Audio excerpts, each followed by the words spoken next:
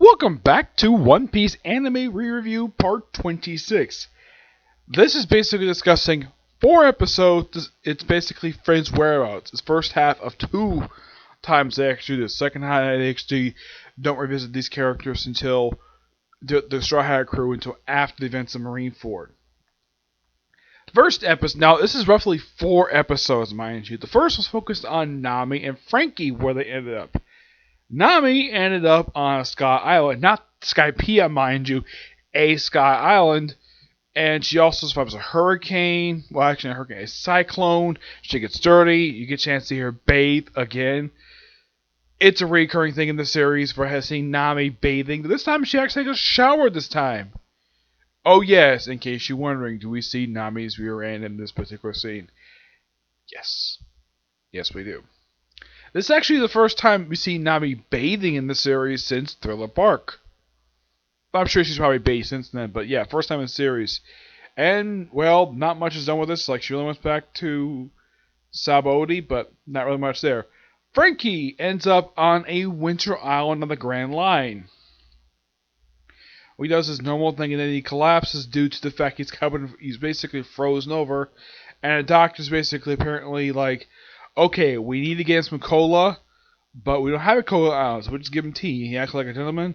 And the kid basically brought him in, who actually liked the way Frankie was before, doesn't like the gentleman look for Frankie. And, like, very cool, and to continue there.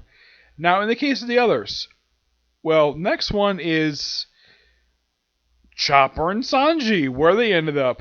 Chopper ended up on Island of Cannibals. Actually, it's an island of birds, mind you, giant birds. And it just basically said for more later. Sanji ended up on an island of transvestites. No joke.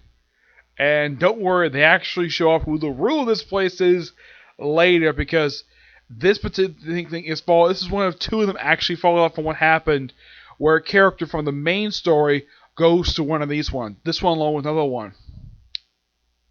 And of course, just run across the shoreline, run away from a bunch of transvestites. Yep. Next one is Robin and Usopp. Robin ends up in a very dark place. Ends up on a bridge in the middle of the ocean. A bridge that's supposed to connect some islands. Which, they do some... It's interesting, this one, where she's basically staying with a little girl who helps her out. And shows the various islands. Of course, she mentions what happened with Skypiea, which I thought was great. Nice to do that. And then, of course, one of the people that she's staying with rats out the fact Robin's there. Robin goes outside, well, deals with the guards. She basically takes out, like, a lot of them off screen. And it seems as though these people are kind of like the Nazis, the way they're dressed. Eventually, Robin's captured, and they also feel that, oh yeah, this whole building this bridge process was going on for 700 years. And Robin's been put to work. And that's that. Next we have, now as for Usopp, he ended up on an island of insects. Giant insects, with a man named Hercule. And unlike the other places, which has like a few characters, this one just has him on this island by himself. And Usopp basically, he helps Usopp. Usopp wants to go back to his friends. Not much else there. The last one is focused on Zoro and Brook. This one I really was looking forward to watching again, because in the case of Zoro, he ends up in a place called the Ruins of the Monkey Kingdom. Or Pentra is. Yep, she's here too. Which makes it the only one of the islands that Zoro gets sent to, and he runs somebody he actually does know. It's the only one like this.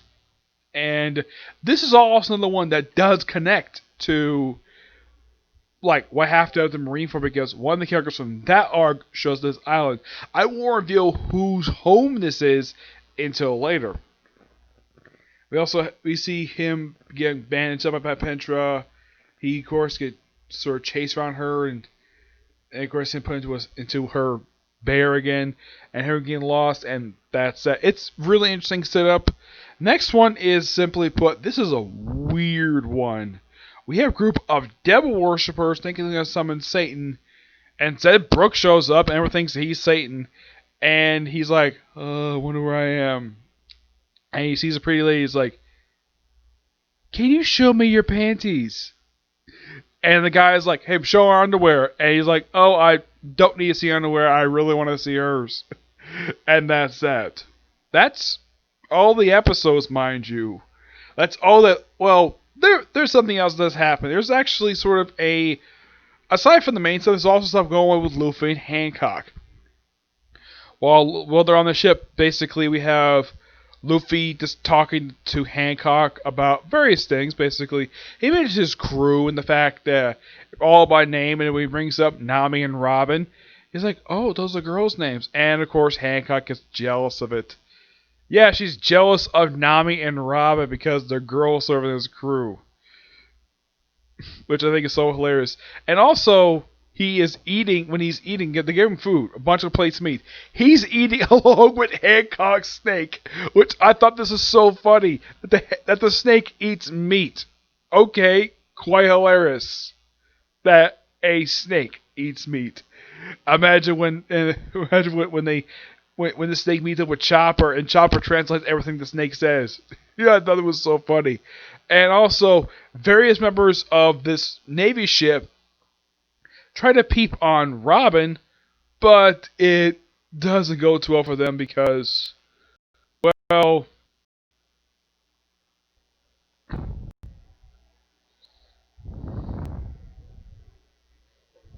yeah, it doesn't go too well for them because they keep getting turned to statues. Like, a lot of them get turned to statues. And then Luffy's like, "Oh, I'm so full," and stuff like that. Yeah, it's the whole thing is just pure fun, and I thoroughly enjoy it. hmm Yeah,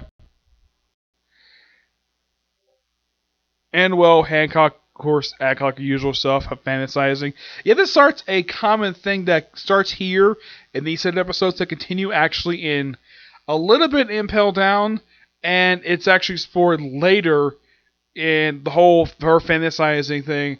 This actually continues post time skip where he does the same thing, where she fantasizes what he says differently than what he actually says. Yeah, it becomes a minor gag, which is fine. It doesn't show up now and it shows up now and again, but it's perfectly fine. All in all, great set of episodes. I like the fact that it's just mostly, if you look at these episodes, it's like you can see a little bit there, but not fully, because these episodes are adapted from cover stories, believe it or not. Yes, actual cover stories, which makes it this arc is the first one since it's been a while since they actually adapted from an actual cover story.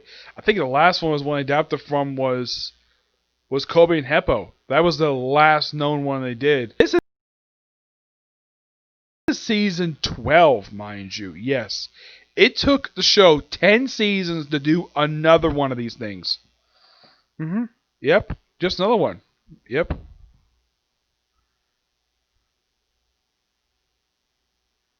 So yeah, not much else to say when it comes to these episodes. They're really good. Now expect the next one to talk about Impel Down, the first of three major story arcs. Well, the second of the three big ones, basically. This is basically the first of two really big ones before the time skip, though there is actually a filler story. I'll be discussing the early episodes, first few, along with the filler story arc, Little East Blue, which is in a way the last filler arc pre-time skip. Okay? So yeah, that's it for this particular review. My next view will probably be in a few hours because I'll basically be doing something soon. Doing a live stream talking about My Hero Academia via Comic Corner. Okay? See you next video. Bye.